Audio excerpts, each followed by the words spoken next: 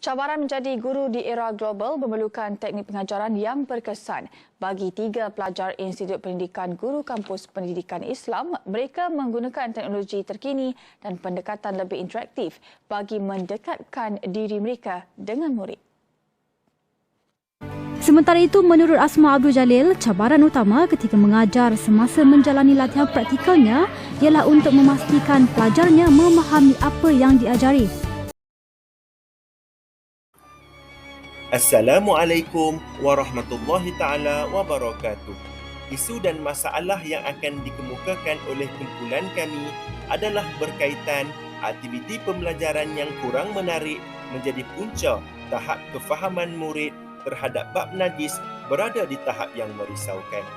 Isu dan masalah ini berpunca daripada tahap kefahaman dan penguasaan bagi sesetengah pelajar berada di tahap yang rendah dan tidak aktif. Masalah ini meninggalkan impak yang tidak baik dan menyukarkan mereka untuk mengenali dan melabelkan sesuatu najis mengikut jenis-jenisnya. Hal ini berlaku kerana kaedah pembelajaran yang disampaikan oleh guru tidak mencapai keberkesanannya. Berhasil atau tidak berhasil sesuatu pembelajaran bergantung kepada pembawaan guru yang mengajarnya.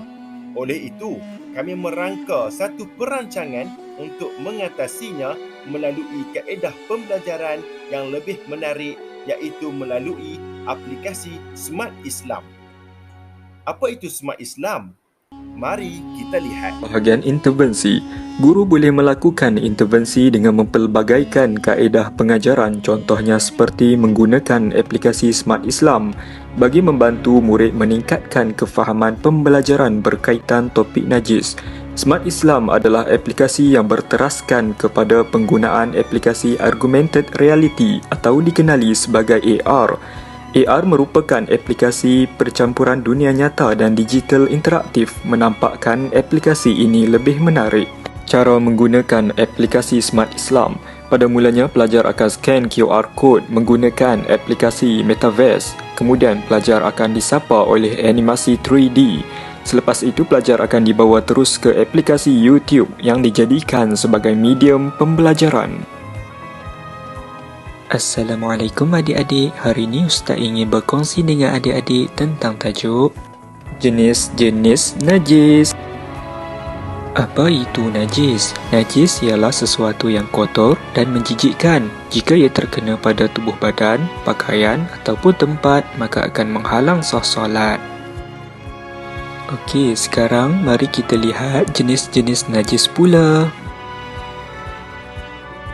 Jenis-jenis najis: najis muqaffafah, najis mutawassithah, najis muqallazah. Najis muqaffafah, air kencing kanak-kanak lelaki yang umur kurang 2 tahun yang hanya minum susu ibunya sahaja. Menurut kajian lepas, Syaida dan Fariza dalam penggunaan aplikasi web 2.0 dalam pendidikan abad ke-21, pendekatan pedagogi yang sesuai melalui penggunaan teknologi seperti perkongsian bahan rujukan melalui video YouTube amat berkesan bagi menjalankan aktiviti pembelajaran. Dalam konteks ini, pembelajaran teknologi media interaktif menerusi penggunaan video YouTube merupakan satu rangsangan yang berkesan dan mampu menarik minat pelajar untuk mempelajari mata pelajaran pendidikan Islam. Selepas menonton tayangan video YouTube, pelajar akan pergi kepada bahagian permainan. Di dalam Kamus Dewan 2020, permainan didefinisikan sebagai alat pengukuhan dalam proses pengajaran dan pembelajaran yang mana aktiviti pembelajaran ini dilakukan secara tidak formal. Wahid 2020 telah menyatakan kaedah aktiviti permainan dalam PDP telah dibuktikan banyak memberi kesan yang positif dan membantu guru dan murid dalam sesi PDP. Antaranya adalah mereka dapat mewujudkan minat dalam pembelajaran serta dapat meningkatkan kemahiran pelajar dan guru dalam menyelesaikan masalah yang telah timbul dalam sesi PDP. Permainan yang akan kami gunakan adalah berkonsepkan basikal digital.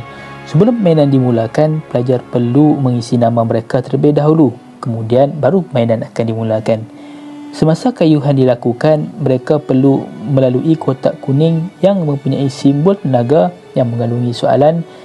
Pelajar harus menjawab soalan tersebut dengan betul untuk dibekalkan tenaga bagi meneruskan kayuhan. Jika sebaliknya, pelajar tidak akan dibekalkan tenaga menyebabkan kayuhan sukar untuk diteruskan. Dan permainan ini akan diteruskan sehingga ke garis penamat, kemudian skor dan kedudukan akan ditayangkan. Kesimpulannya, dengan penggunaan permainan dalam pembelajaran merupakan perkara kreatif yang boleh dilakukan oleh guru. Dapatlah disimpulkan bahawa dengan penciptaan aplikasi Smart Islam ini dapat membantu pendidik dalam menambah baik aktiviti pembelajaran yang menjadi punca kepada kemerosotan tahap fahaman murid, terutamanya bab najis dalam pendidikan Islam tingkatan 1. Apa pandangan anda dengan penggunaan Smart Islam ini?